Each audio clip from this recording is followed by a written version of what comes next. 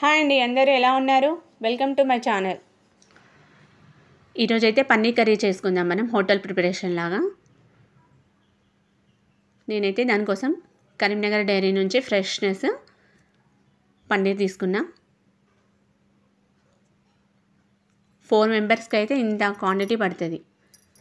దానికైతే మాకైతే సరిపోతుంది. ఇది అంతే తీసుకున్నా నేనైతే. ఇంకా దాన్ని పొడవులో కట్ చేసుకొని చిన్న చిన్న ముక్కల్లాగా అయితే కట్ చేసుకోవాలి. ఇప్పుడు చూడండి, ఇంత సైజు.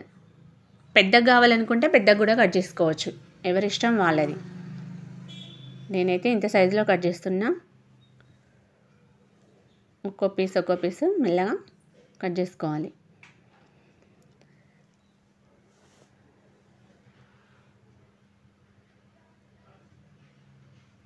చాలామంది కొందరు పెద్దగా కట్ చేసుకుంటారు, కొందరు చిన్న సైజులో కట్ చేస్తారు.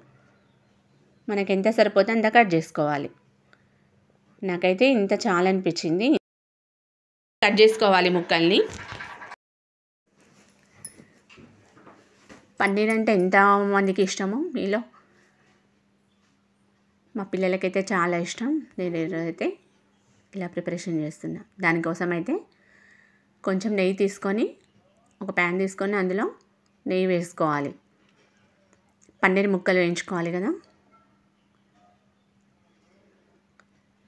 ఫస్ట్ అయితే నేను కొన్ని కాజు పైన వేసుకోవడానికి వేంపుకుంటున్నా.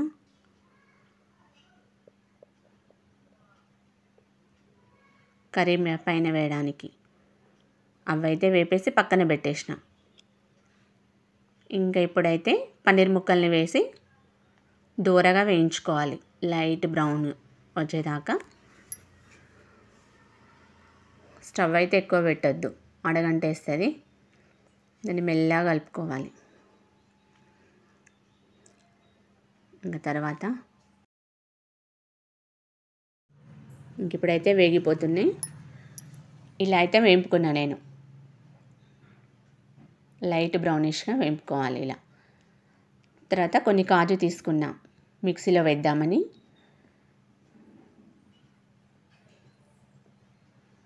మనం పేస్ట్ కోసం ప్రిపరేషన్ చేస్తాం కదా, అందులో కాజు వేస్తే బాగుంటాయి. దానికోసం 2 టమాటాలు 2 ఉల్లిపాయలు తీసుకున్నా నేను.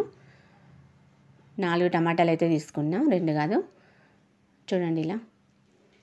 మన ఇష్టం, అది ఎన్నైనా వేసుకోవచ్చు క్వాంటిటీని బట్టి. ఇంక ఇప్పుడు కాజు తీసుకున్నా కదా, అవి పౌడర్ చేసిన. వాటిని అయితే ఇలా పౌడర్ చేసుకోవాలి, మెత్తగా పౌడర్ చేసుకోవాలి. చూడండి ఇలా.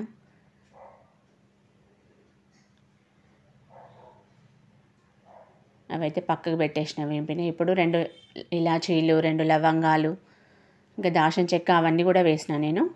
చూడండి అలా పక్కన పెట్టేసిన.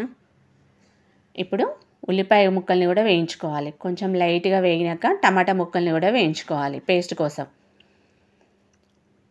మెయిన్ పేస్ట్ ఈ కర్రీ ప్రిపరేషన్ కోసం పేస్ట్. ఉల్లిపాయ, టమాటా ముక్కలు, మసాలాలు అవన్నీ వేసి వేయించుకున్నా. ఇప్పుడైతే మిక్సీ జార్లో కాజు పౌడర్ ఉంది కదా, అందులోనే వేసి నేను మిక్సీ చేసుకున్నా.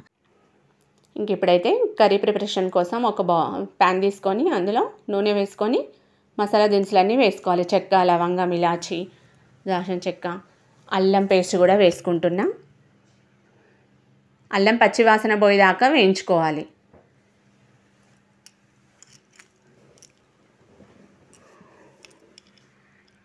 ఇంక ఇప్పుడైతే గ్రేవీ చేసి పెట్టుకున్నాం కదా గ్రైండర్లో, అది కూడా పేస్ట్ వేసుకొని నూనెలో వేసి వేయించుకోవాలి.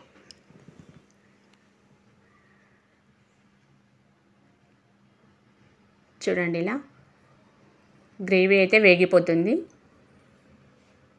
గ్రేవీ మంచిగా ఉడకనివ్వాలి. కలర్ చేంజ్ అయ్యేదాకా సిమ్లో పెట్టి వేంపుకుంటున్నాను నేనైతే. ఇలా అయితే వేంపుతున్నా. చాలా వరకు కలర్ చేంజ్ అయింది. ఇప్పుడైతే పసుపు వేసుకున్నా, కొంచెం తగినంత పసుపు వేసుకోవాలి, అది కూడా వేంపుకోవాలి.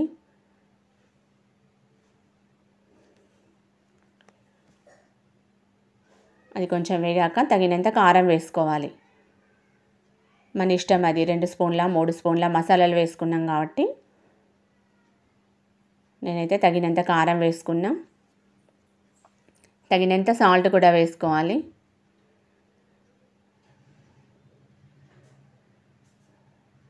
ఇంక ఇప్పుడైతే వేగిపోయింది కదా, అందులో కొన్ని వాటర్ వేసుకోవాలి గ్రేవీ ఉడకడానికని కొన్ని వాటర్ వేసుకున్నా. ఇప్పుడైతే అది ఉడుకుతుంది చూడండి. ఇలా బాగా ఉడికాక ఇప్పుడు పన్నీర్ ముక్కల్ని కూడా వేసి ఉడకనివ్వాలి. అవి కూడా గ్రేవీ పట్టేంత అలా మొత్తం ఉడకనివ్వాలి. గ్రేవీ అంతా దానికి పడితే టేస్ట్ వస్తుంది కర్రీ. ఇప్పుడైతే మూత పెట్టేసి స్టవ్ సిమ్లో పెట్టేసి ఉడకనిస్తున్నా. ఇలా ఉడికించుకోవాలి. కర్రీతోటే చాలా టేస్ట్గా ఉంటుంది కూర. మనం కర్రీ బాగుండాలంటే అదే టేస్ట్ చాలా వరకు టేస్ట్ చేస్తేనే కర్రీ బాగుంటుంది. చూడండి, అదైతే పన్నీర్ ముక్కలు వేసినాక కూడా బాగా ఉడకనివ్వాలి కర్రీని. ఇప్పుడైతే తగినంత మసాలా వేసుకున్నాం. మసాలా కూడా మంచిగానే వేసుకోవాలి. 1-2 స్పూన్లు అట్లా వేసుకొని అది కాస్త ఉడకనివ్వాలి మళ్ళీ. చూడండి ఇలా. నా ఛానల్ ఫస్ట్ టైం చూస్తున్నట్టయితే లైక్, షేర్, సబ్స్క్రైబ్ చేయండి. ఇంకా పైనుండి అయితే కొత్తిమీర వేసుకోవాలి. ఇలా చూడండి, ఇలా హోటల్ స్టైల్లో లాగా చాలా బాగుంటుంది కర్రీ. ఒక్కసారి ఈ స్టైల్లో ట్రై చేయండి, ఎంత బాగుంటుందో చూడండి. చూడండి ఇలా.